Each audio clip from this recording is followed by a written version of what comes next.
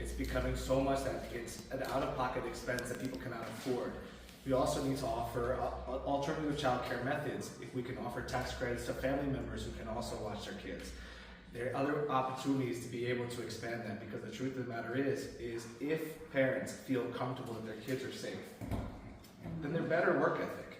They're less, they're less worried, they're less preoccupied, and it's less burdensome for them to have to deal with emergencies, leave work. It's better overall for the employers too. I do also think that employers should take that into consideration. Paternity leave and maternity leave are not as extended as they should be. There's not enough out there that needs to be provided for them. They need to be able to make sure that they're covered at all costs, and increase the salaries for a lot of the child care workers. Because that's the thing too, is you create a space where people feel well compensated. There's more likely to fill those voids than necessity and need.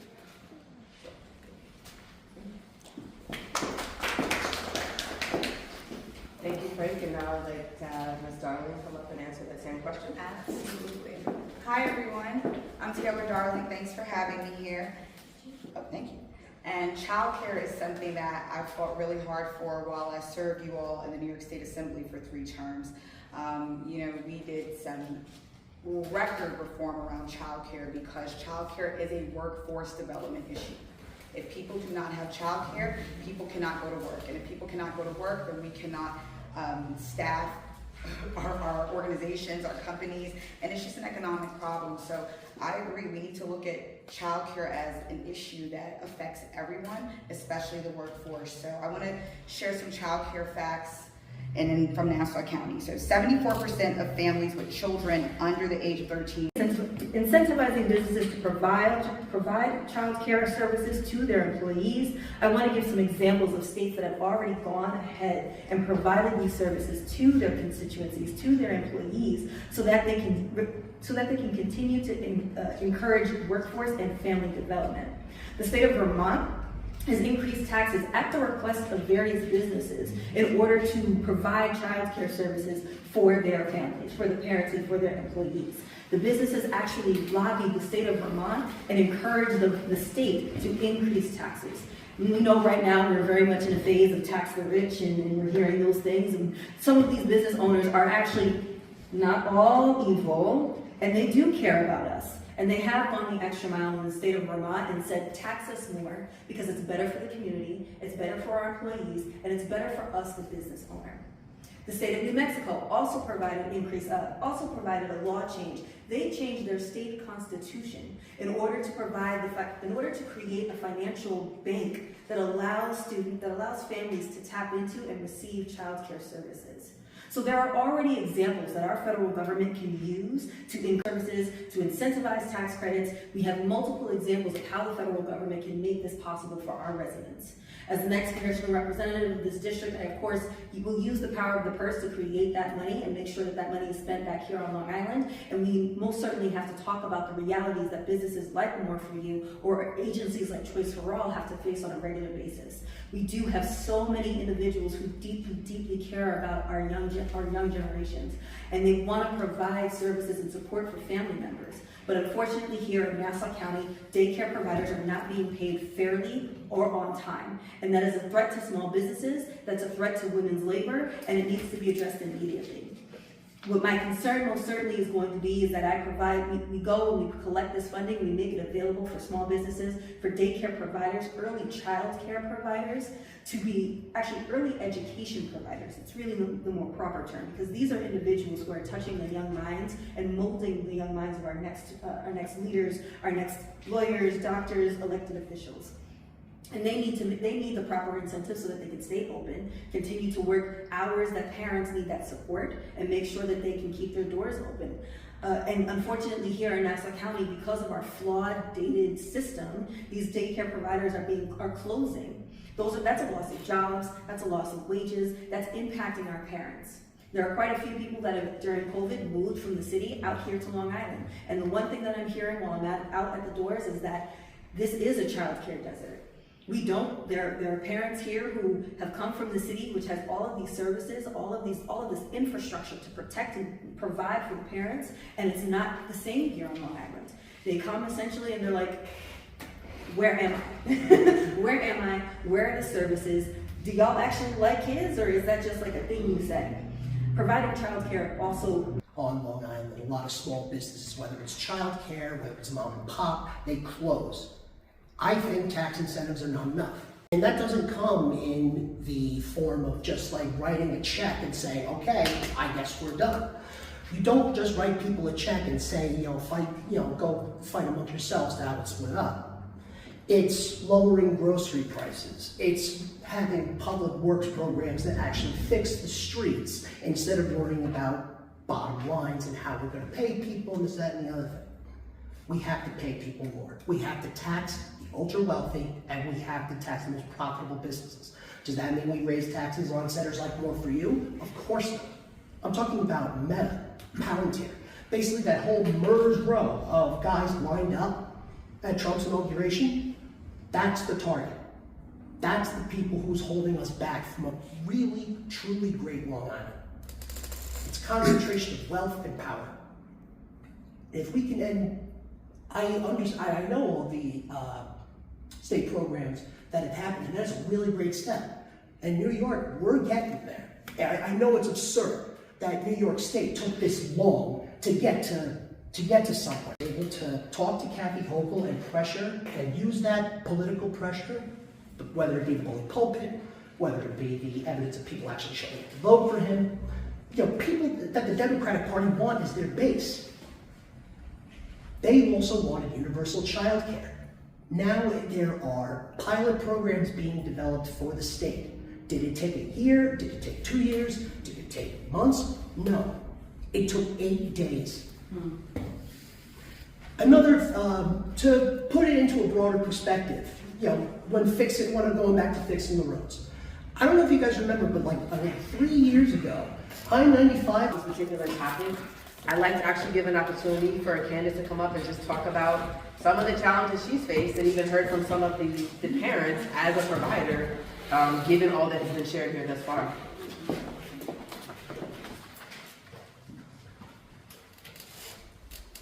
So this was really great to hear, and as I started, I told you kind of about what More For You can offer. Thank you to Candace, thank you to everyone for your responses. Candace made a great point in terms of being able to pay staff, like that being also one of the challenges. So I'm curious to hear from each of you, since childcare workers often earn low wages, and yeah, I've heard Candace talk about like hours, so if parents are still here, their kids are still here, then they need staff to be here. What do you support federal efforts to improve wages and benefits for childcare workers, and how should Congress, since you all are congressional candidates, address this issue? So we're going to start this way. We'll start with you, Kiana, and just for reference, I am timing it, so each person does have 3 minutes. I'll give you a 5-second countdown. So Kiana.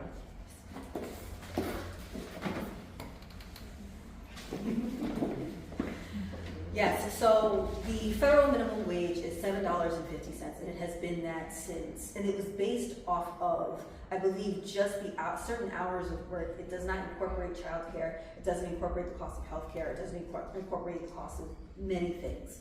So I, of course, believe that the federal minimum wage needs to be increased exponentially. I also wanted to add to the issue as it relates to childcare. Students with special needs are differently impacted by childcare providers. And here in this district, in the 4th Congressional District, we have a large number of students that have developmental disabilities or differences. And their parents have a much harder time than parents of students that are experiencing the same types of delays, but on a greater, larger scale. So I also, as a union leader, as someone who has started a union at my last workplace, I believe that daycare providers should be unionized. That should be a unionized workforce. We need to increase union workers, union contracts, provide you the ability to fight for your right to be paid fairly, equitably, and make sure that you will be paid on time. I'm going to home in on the issue of Nassau County not being able to pay daycare providers on time, because it is an issue that has allowed small business owners, family child care providers to close. Many small business owners, many individuals who care about our children have had to close their doors because Nassau County, despite having the money, despite having the funds to pay child care providers, has not been able to pay them on time. So in addition to making sure that there are universal tax credits, paid parental leave for at least 6 months. From when they're in the womb all the way to their college years. And that's something that doesn't get talked about a lot. Like I said, healthcare, childcare, and we need to start that development and care early on. My communities are often not taught about prenatal care. They're not provided a lot of prenatal essentials that they need. And that forms the developmental. Have that same kind of genuine care moving forward without any kind of issues in full year. Geez, that's the biggest time in their life where they're going to be the biggest sponge and absorb everything that's going into the brains. Developmental issues end up getting ignored, mostly because of class sizes, and we don't have, quote unquote, the resources they need. Every time there's no allocated, or, oh my gosh, I can't speak today. Whenever we want something, it's a problem. We have endless money for wars, but every time we want to get back to our communities is where those issues arise. And that shouldn't be the case. Our children are the future, and that's where we have to invest the most into as possible. Child care credits are not enough. The reason why I have such a hard time talking about what we're going to do for child care is because in my plan of generational health, which is guaranteed health care from womb to tomb, that's included, that's handled. We shouldn't be settling for anything less. You know, my mother, Sciretta here, she's an educator. She sees every day, she's a special ed teacher. She dealt with a lot of the children with behavioral issues that were getting ignored and being neglected. And my mother dedicated a ton of her years into making sure that they had everything they needed, even taking money out of her own pockets, because even teachers are being underpaid. I can't sit back and sit there and see these children suffer. Another thing too, the reason why childcare is so important is because, you know what, if we're not giving them food at home because of affordability issues, at least they have a place to get it in schools. At least we make sure that we're covering our grounds. And it's true, hours of operations, everybody has different schedules. We need to be able to work with parents and work with families and have accessible hours at all times of the day to accommodate the needs of these children, because they're falling behind and they're not having the family dynamic that they used to be, because we have people who have affordability issues working 3, 4, 5 jobs. That doesn't make any sense. So. We do have paid parental leave here in New York State. We've expanded that thanks to the work of our governor, Governor Hochul, but I really do feel like the federal government could do a lot more by working with specific states, and maybe we have, you know, options to opt in to certain programs based on the density, based on the need, because there are certain states that don't have the same child care burdens that we have. There are states where they're having issues that there are not enough children, so they're going to have issues supporting the people who are going to be retiring from the workforce. So that's really important. Also, as your representative in the House, I would create family support programs. It's really just about using policy and funding while still, again, working with other layers of government that may be closer to our constituents. You know, you're in DC, you're away, right? It's vital that you understand what everyone else is doing. So again, we're talking about that communication, and with these family support programs, we can absolutely ensure that families, sort of like what we have with elder care now, we start paying family members to provide childcare, quality childcare, especially in situations and spaces like CD4 where there are childcare deserts. So yeah, healthcare workers are paid less, and they keep you longer because they simply can. There's no financial incentive for big companies to have these union protections, because ultimately it results in cutting up their bottom line. You know, a $30 minimum wage that has just been proposed by, again, Montani city government, I think is completely fair. seeing as, you know, $7 for a minimum wage that hasn't been increased in, what, 50 years, 80 years? 80, sorry, excuse me. But an obscenely long time that never seems to match the rate of inflation. And it's all a choice. People choose to not pay workers. People choose to cut important facets out of what makes a job effective. I don't take advantage of workers and their families. You know, what do? Give them a slap on the wrist and fine? There has to be a more stringent, not punishment, because I don't like to say punishment, but there has to be higher standards in hiring from unions and from the federal government. You know, it goes back to my last answer. You have to put more money back into the system. That's how people get paid. You know, as far as like, excuse me, I'm just killing me. I can speak personally. Like my profession in film. Sometimes, if you're on a shoot crew, you have a schedule from like literally 7 a.m. to question marks. You don't know when you're coming home. You don't know if you have to drive to New Jersey and stay there when you have a family. I know families living in Oyster Bay or all the way in Mastic that make the trip not just to New York but to Philly, Connecticut, Delaware, upstate, Buffalo. Driving home, I see tons of cop cars pulling people over, and I feel like I'm in 2020 again. And I'm almost tempted to pull out my phone, but then I'm scared because I don't want to get into an interaction with the police either. But I'm afraid of who's in the car, and why do we need 5 police cars to pull over one person? Right? Like when I'm looking at the ICE alert on social media, it's spots that I go to. Areas that I used to feel safe walking around the street. Now I'm afraid for myself and for friends who I know are, you know, immigrated here, or maybe they look like they're Latino. Like, you could be completely African American, but maybe you know, your skin color, whatever, looks Afro-Latino. I'm afraid for friends and, you know, family members, friends of somebody being accosted by the police and then finding themselves in the situation.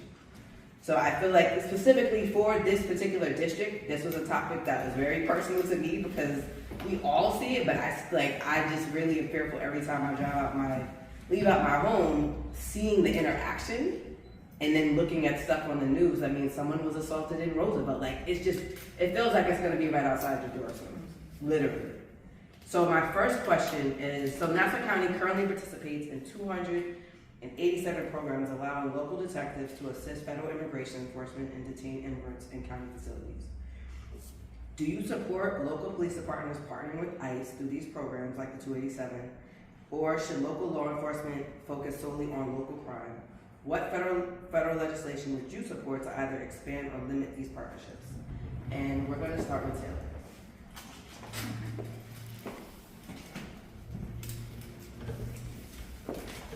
So right now where I stand is with the people, and where the people stand is this agency has been weaponized so much, we don't have space for it here in Nassau County. We've absolutely seen what can happen at the hands of this agency, and Erica's 100% right.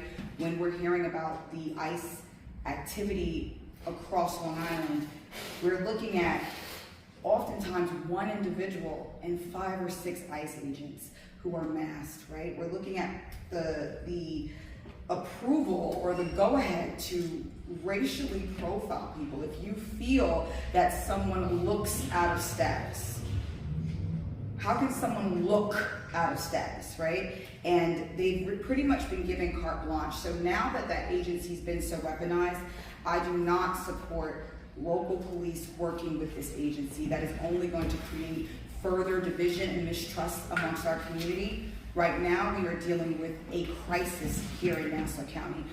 We have our ICE detention center on the same campus as the only public safety net hospital, Nassau University Medical Center. So there are individuals who may not use or have primary care physicians that rely on the ER at Nassau University Medical Center to meet their healthcare needs, which are usually very elevated, urgent healthcare needs. People are not going to the hospital. People are now dying in their homes, right? People are sick, people are suffering, people are not going to school. My children are educated in the Uniondale School District, and they have so many friends they have not seen in over a month because they don't feel safe leaving, irregardless of status, because oftentimes it's not a matter of status, and if an individual is in status, they may have family members who are out of status, and I'll give you guys some stats. In CD4, there are an estimated 10 to 12,000 out of status individuals, an estimated 1,500 to 2,500 students in CD4 schools.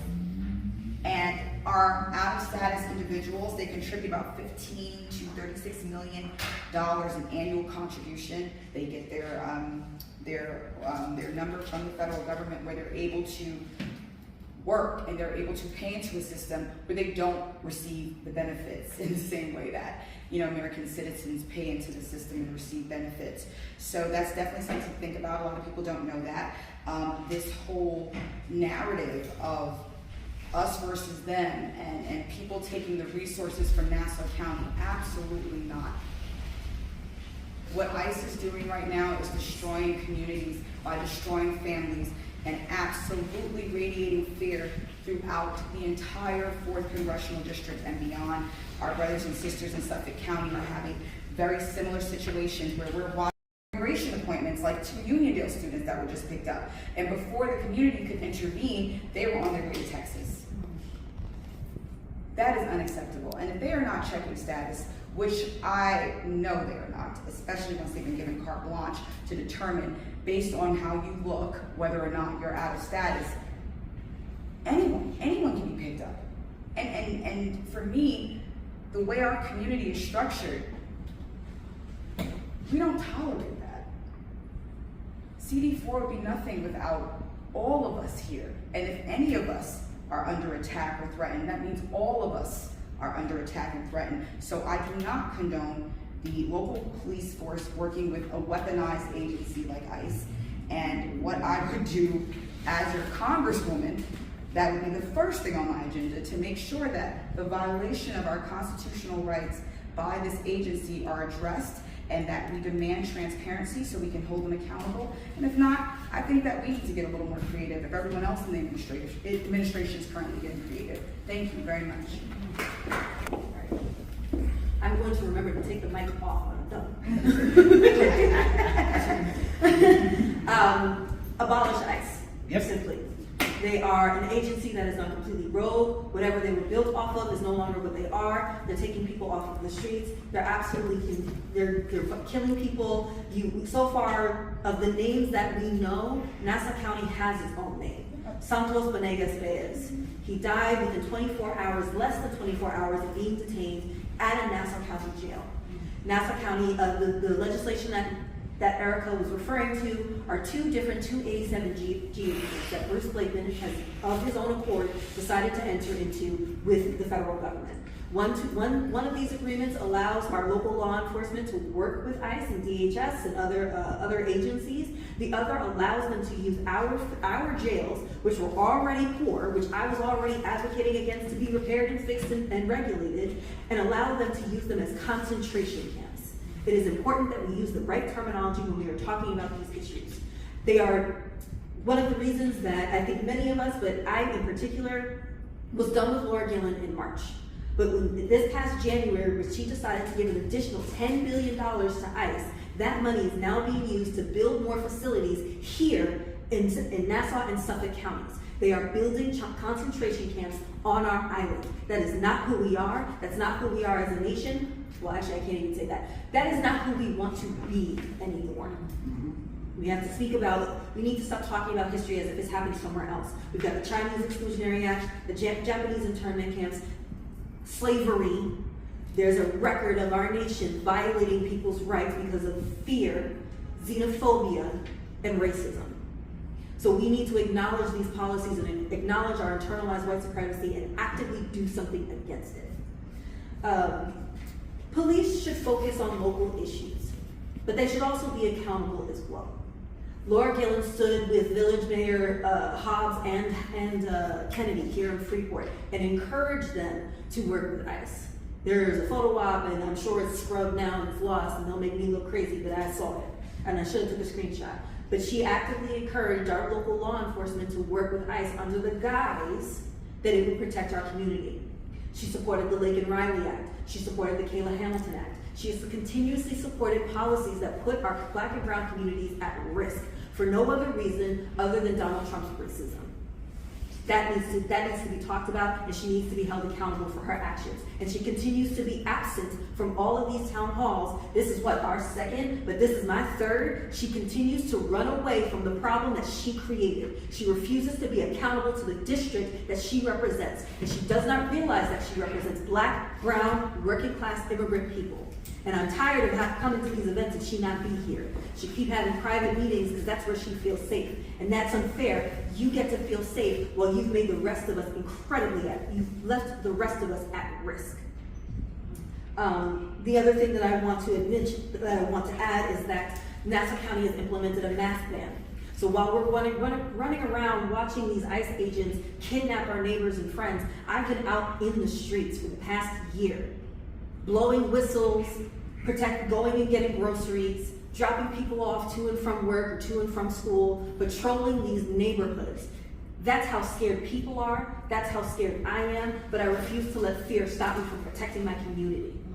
As the next congressional representative, I'm determined to hold clinics so that those of us with immigration that need immigration support can know what our rights are, both as immigrants as well as citizens, so that individuals who want to protect their neighbors are not afraid to do so, because you do have the right to record, you do have the right to confront, and you do have the right to protect your community members. So I would implement policy, implement neighborhood watch, because we are a suburb and that is something that we already had implemented. So the neighborhood watch needs to include policies that know your rights education and ensures that we know who our neighbors are. The suburbs was built on policies that were meant to invest in community. And that's what we need right now. It is community that will build protection. It is community that fights fear. It is community that will keep us safe. Thank you.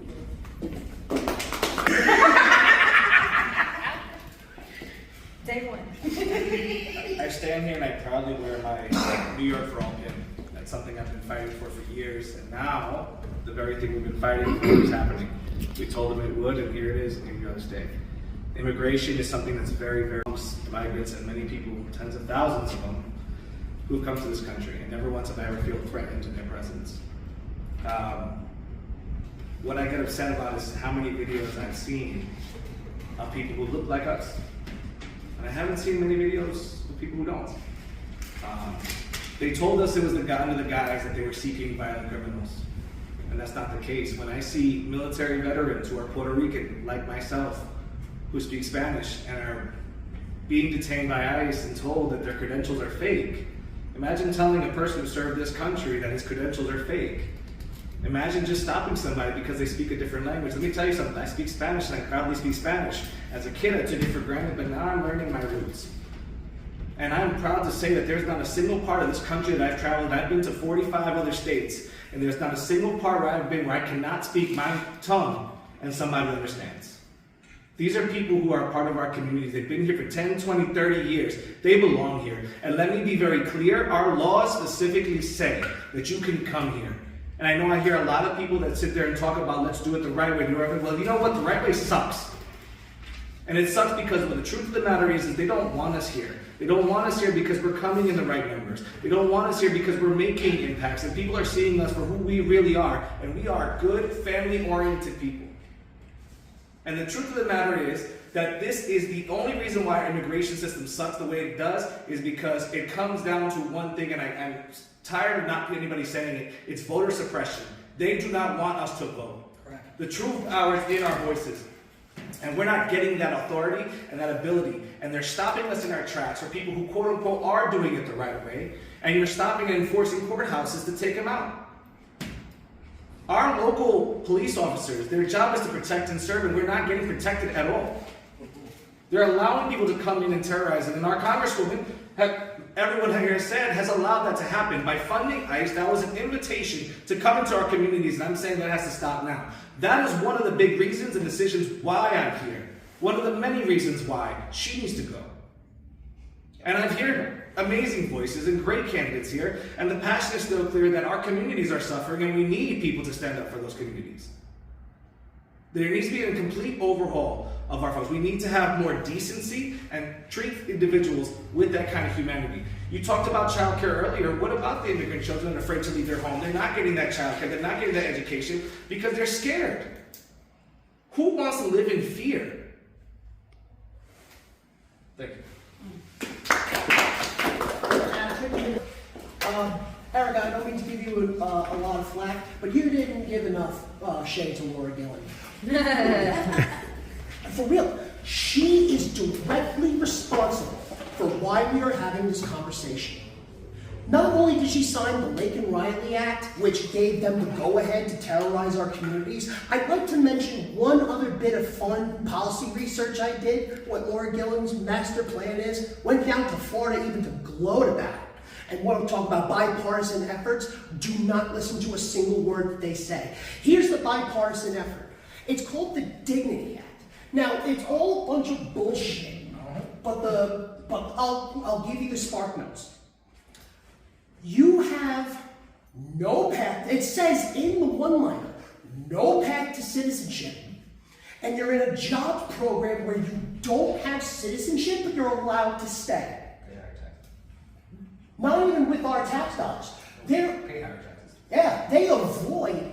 They say that this is going to be popular because they avoid using taxpayer money. Instead, what they're going to do is take through a 7-year resident program in this disaster, they're going to take $7,000 per family over the course of 7 years. Now, Laura Gillen, when she was talking about, how her Italian grandfather drove a garbage truck and, had a good, honest job, great. 20, which is around the same time, I'm going to ballpark, where my grandparents came from. Now, if you do a little quick maths, if you get that up to if you carry that and catch up to inflation, that's about $52,000. The median income in America in 2025 was $62,000. Now, how are you supposed to? So first and foremost, DACA recipients should all get a pathway to citizenship. They've been here and they know nothing of their home country. They've been contributing to our economy. That's millions of individuals right there out of that backlog pipeline. The next step that we need to do is recognize that the misconception is that they're getting all these benefits, that they're not paying taxes. Well, I'm here to tell you that almost $100 billion a year come from undocumented taxpayers. They file for ITINs, they pay their taxes, and it helps their immigration case. And God forbid they do end up in any kind of legal trouble, they can sit there and say, Your Honor, I'm here. I'm part of your community. I've been here for 10, 20, 30 years. I want to stay here. I belong here. I love my neighbors love me back. Those individuals, we should be looking to figure out what the tax threshold of the average tax-paying American is. And if they've fulfilled that threshold, there you go. There's your pathway to citizenship. Again, I believe that institution and viable under our laws and protections as well. We saw it in Russia when Brittany Griner went with a wheat pen and got stuck with all that political nonsense in Russia, but that's the laws in Russia. So if she's culpable in those laws in Russia, then we need to have the same protections when people are visiting our country, whether you like it or not. And in our Constitution, we have a right to a speedy trial. And if you have been backlogged in the system for 15 years and your case hasn't been heard, well, guess what? Our system sucks. Congratulations. You're here to stay. We do need to hire more judges. We need to hear more asylum cases. And we also have to expand our visa program, our welcome program, because the truth of the matter is, yes, a lot of people may be coming not from actual persecution, but for economic benefit. But let's talk about the economic benefit, because I've met a lot of those people. I met a lot of fathers and mothers who left their home country. And by the way, nobody talks about that. Who wants to leave home? Talk about where they're coming from.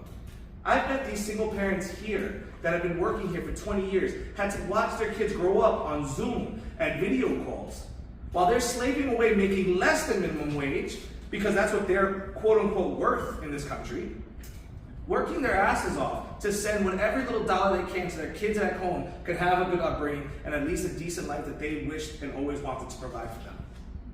There is an organization that I absolutely love. I believe it's called Hubs Not Walls or something like that. But what they do every year is, if they still do it, is for 2 minutes, They find someone here who's undocumented. They make an arrangement with Mexico. They bring their family to the border, and for 2 minutes, they're allowed to meet in the middle and hug their families. I don't know about you, but there's plenty of people that I lost in my life that I can imagine if I could hug them for 2 more minutes, what that would feel like.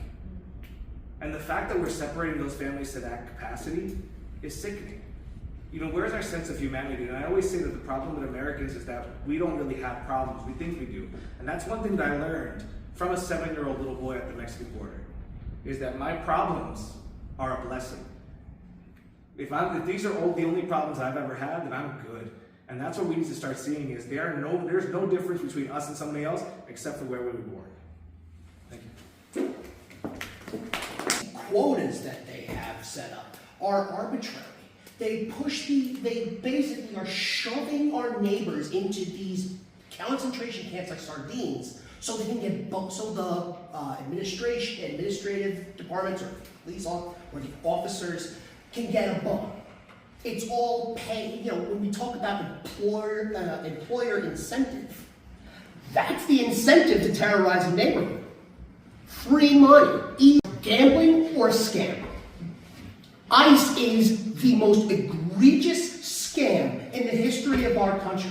It only started in September, after September 11th, and it already had racist undertones. Now we're seeing anti-Arab racism more prevalent since the towers fell. We have not gone forward here. We're letting fear still dictate our foreign policy and domestic. But there's also the private money incentive. So it's ultimately the culture behind jails and punishment, incarceration itself that needs to change. Not punishment and not using these people for a quick buck, but rehabilitation, reintroduction into society, if they do commit crimes, by the way. Just another fun bit of numbers. Out of, I think I read in either Politico or when before the Trump administration started cooking books on these numbers.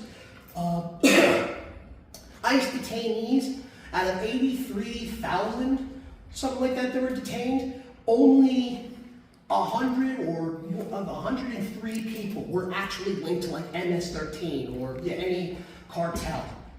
If you do a little quick math on a calculator, because I remember this because it's just shocking to me.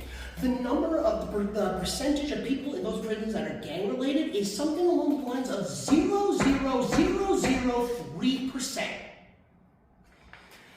There is no problem here. And everybody, and the red ties want to talk about voter stats in Utah. Salt Lake City did a comprehensive analysis of their polls, of their voter rolls. 2.1 million ballots were checked. How many people were considered illegal or couldn't vote? 1. I wish I made that up. We are creating, being the federal government, is creating problems they say existed but never did. It has to stop. We have to be honest with ourselves. And establishment politicians that are basically eating up the fear, they need to be held accountable. The first way to do it is vote them the hell out. Thank you. So we have a lot of creative ideas on how we can address the immigration issue here in America. And I think the important question is the how and the why. Why are individuals coming here? And one thing I really want to touch on is climate change. Many individuals in different countries rely on agriculture to provide for their families. That is an industry that provides for their families.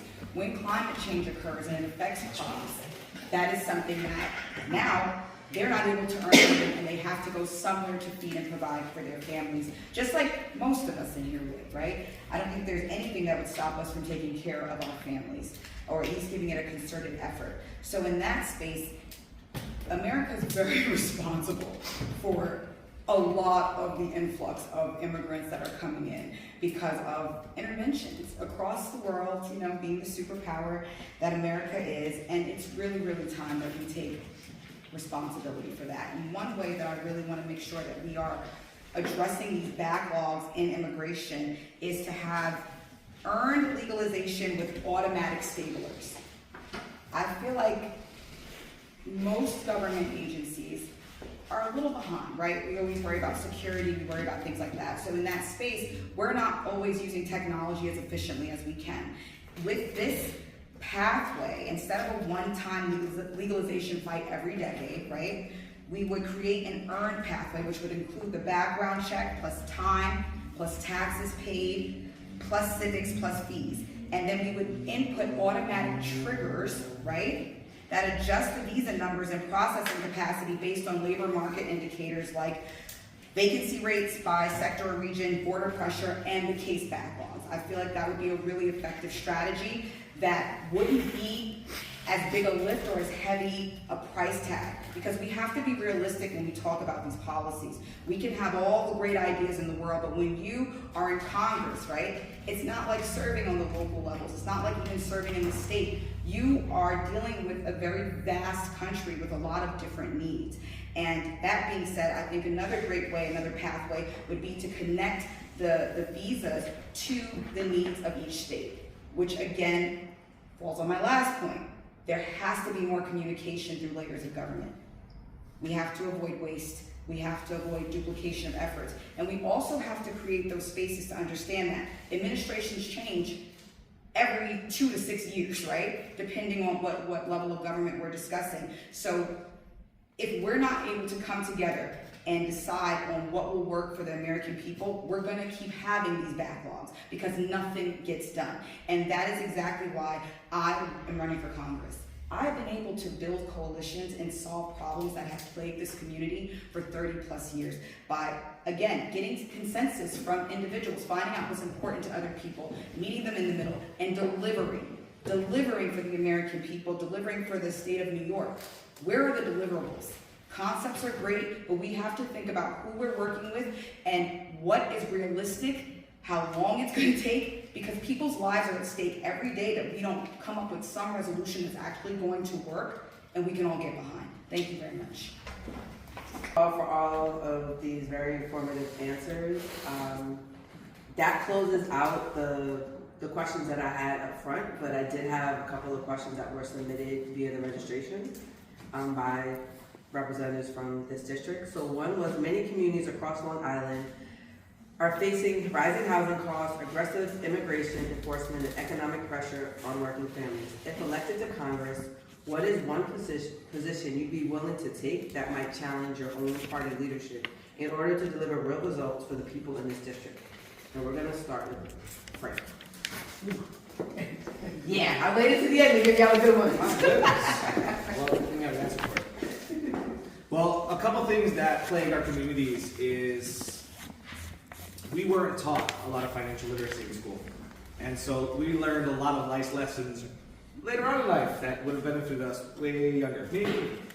And so one of the plans that I see, I don't see on a lot of candidates, and that's just in New York and across the board, is a credit forgiveness program. There's a lot of things that we know now that we wish we knew before. And so why are we still being judged by the worst days of our lives? I think that we owe a reparations in that sense of financial literacy to adults, because that's what's hindering them from purchasing homes. You know the average age for a first-time home buyer right now is 55 plus? That's not the American dream that I was raised up to believe in. And so my plan talks about, hey, let's enroll a curriculum and a program that allows you to study financial literacy. If you can maintain this new credit score that you have for a determinable number of years, I have it right set for 3, but obviously people are going to disagree, they're going to go higher or lower. If you can maintain it for 3, congratulations, that's your fresh start. Let's give you a second chance at that household, because right now it's ridiculous. The brokest people are paying the highest rates of interest. Imagine that, you're a higher liability, so we know you can't really afford, you're struggling. We charge you a lot more because I might lose out, God forbid. And so that's step 1 of it all. Next thing is removing private equity from homes. We have all of these corporations buying single-family homes, which is taking it away from the private market, which is increasing these housing costs. I've seen houses in the district, I've canvassed a lot. Like these, y'all can't see it. These boots got holes in the bottom for how much I've been walking. I'm still gonna walk around until they're completely gone. But I've seen people living in squalor, paying more rents that are 3 times what they would have paid for a mortgage. The average house I've seen is like $500,000, $600,000 and still needs like $100,000 worth of improvements. That's getting out of hand, and it's pushing people out of New York. I cannot even afford to live in New York. And that's what I think is important to look at your legislators is we're sitting here talking about our problems that they will never have to experience or understand. And so here I am, I'm fighting for me. As selfish as it sounds, I'm fighting for me, and I'm part of the 99%. So in fighting for me, I'm fighting for you. And we need to start electing more people and legislators who are fighting and understand the struggle and the urgency for these changes to be made. Thank you. When it came to the district that I represented, first and foremost by ensuring that everyone has access to health care. They are not turned away if they do not have health care, or they do not speak a certain language, or they don't have a primary care physician. So fighting for Nassau University Medical Center was definitely an important part of our last 2 terms in office. And I went against the party fighting to make sure that that hospital did have their needs met so that they can continue to provide a quality of care that our community absolutely deserves. So that was one way. Another way I want to speak about the investing in community land trust. We do have community land trusts throughout the congressional 4th district, and I really do feel like when they came to our office, the issue of funding always came up, and I was always curious to what the federal government was doing. So as your congresswoman, I would absolutely fight to ensure that our community land trusts that are here and running are able to make the full impact they can make by providing that funding, and also providing a framework so that we can create additional community land trusts. I also had someone who worked in my office who went to purchase their first home and had to move very far away because there really wasn't inventory, and many people were priced out of their own communities where they grew up. And one program that really helped was a program that provided grants for closing costs and all the costs that come with purchasing your first home. And it was to the tune of $20,000. And I said, if ever I'm elected to federal government, that is absolutely a program that I would fight to duplicate and absolutely make sure that it's funded, because I've seen with my own eyes how a family was able to purchase their first home and they are building it beautifully, albeit far away from where they work. That's another story for another day. But they were able to accomplish that great dream of theirs. I would also speak about, I know we said one position, but my last position with the immigration reform and the aggressive immigration enforcement. We have to make sure that we are handling individuals in a humane way. We are not violating the constitutional rights, because we wrote this Constitution for a reason. America is a place for people to come for religious and personal freedoms. And that can't be this works for you, this doesn't work for others. Actually, it can be, because that's exactly how it's set up. So again, I would work with the other layers of government to ensure that I was supporting their efforts on the ground, so that we could have clearer pathways. We no longer allow agencies that are weaponized to hurt our community, and that we're able to support our community however that looks. So thank you guys very much for this space and time. And one thing I think needs to be said clearly is how political parties influence our infrastructure, our government infrastructure, especially here in Nassau County. It's important that there are so many of us that are choosing to run and choosing to put our names into the hat. And I think it is important for us to remember that our establishment Democrats are forcing us to pick a candidate or to stick with a candidate, one, because they don't think that any of us are going to make it valid, but mostly because they're banking on us being caught between a rock and a hard place and having to choose a candidate that we don't trust, that we don't like, and that needs to be acknowledged. There are quite a few policies that our political parties have used as money makers, as ways for them to make money, not us, them. So I have quite a few things that I would want to ensure that I'm ready to go against the party with, because we're running for you, the community. I myself have been working in the district for 14 years as a community organizer, as a union leader, as a laborer. So I'm more invested in the community than I am to someone's feelings about politics and someone else being a representative. So to someone else's point, get money out of politics. PACs, big developers, big businesses, they need to be gone. We, the people, our American taxpayer dollars is what makes this government work. It should be our voice that makes sure that it should be our voice that dictates what laws are passed, who gets to represent us. No more money for war. It is unjust for American taxpayer dollars to be threatening children in Gaza and in Iran. That is unacceptable. We keep being told that we can't afford healthcare, we can't afford childcare, we can't pay off student debt, we can't do anything for the American people, but we can spend $1 billion a day bombing and killing children around the world. Despicable. We, the American people, deserve better from our government, and as world leaders, air quotes, we deserve to be way more respectable of human rights and dignity across the country, across the world. Forgive student loan debt. President Biden ran on the promise that he was going to forgive student loans, and then when he got into office, he said he couldn't do it. We need to free the student. The student should not be in debt. Last two things I will say is codify Roe v. Wade and the Voting Rights Act. Our bodies and our right to vote should be protected perpetually.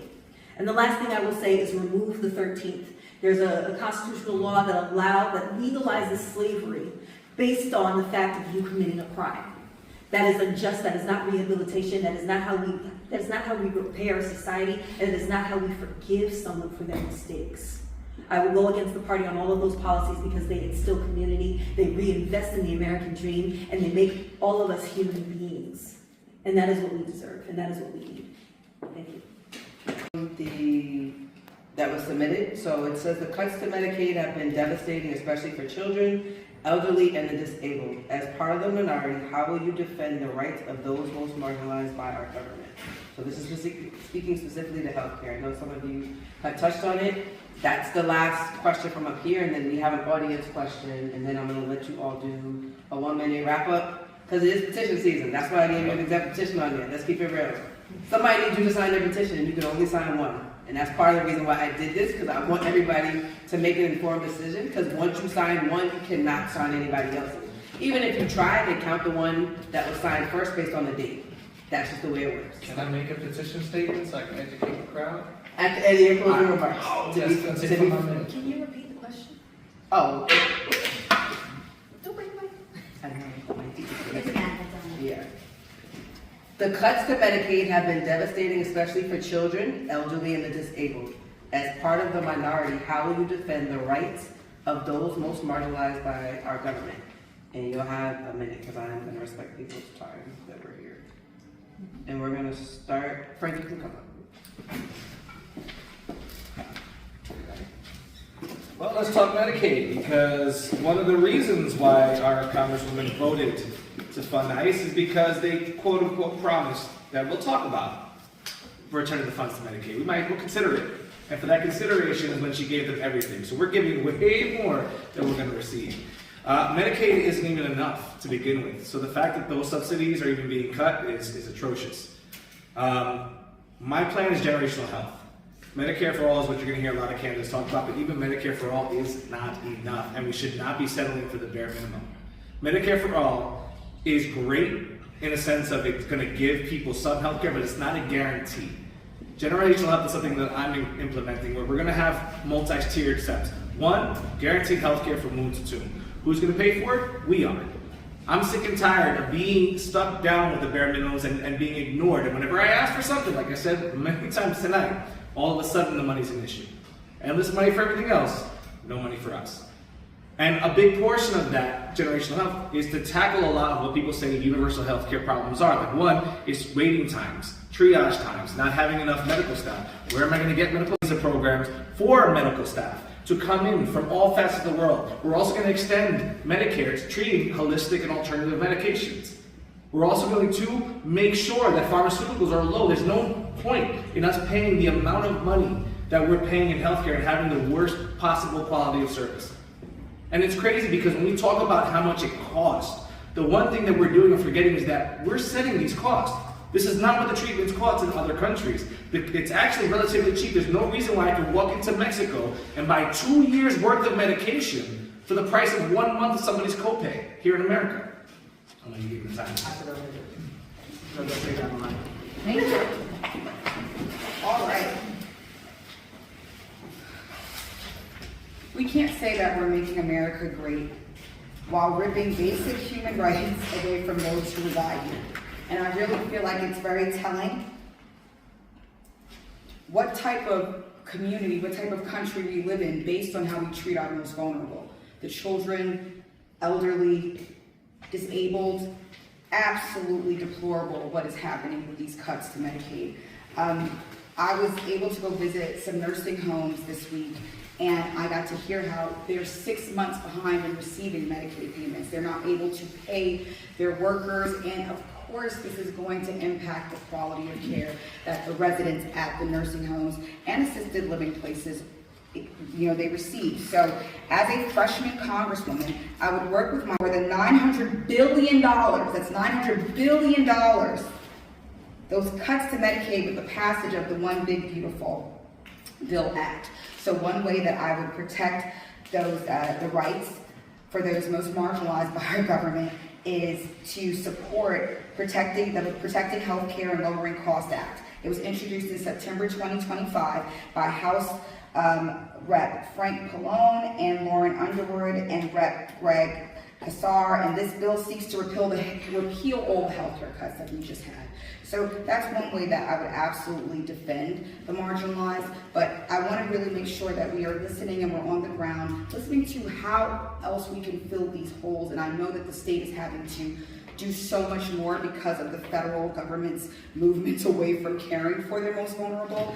And I just feel like right now at this point, we absolutely have to come together with the other layers of government and figure this out, especially here in the state of New York, where we have jobs to bring money here, and I, like many residents here, after seeing the potholes and infrastructure deficits and delayed and missed trains and all this stuff, I'm not seeing the value for the money we're paying. People in the village of Hempstead, y'all taxes are like double than some of the other parts of the district.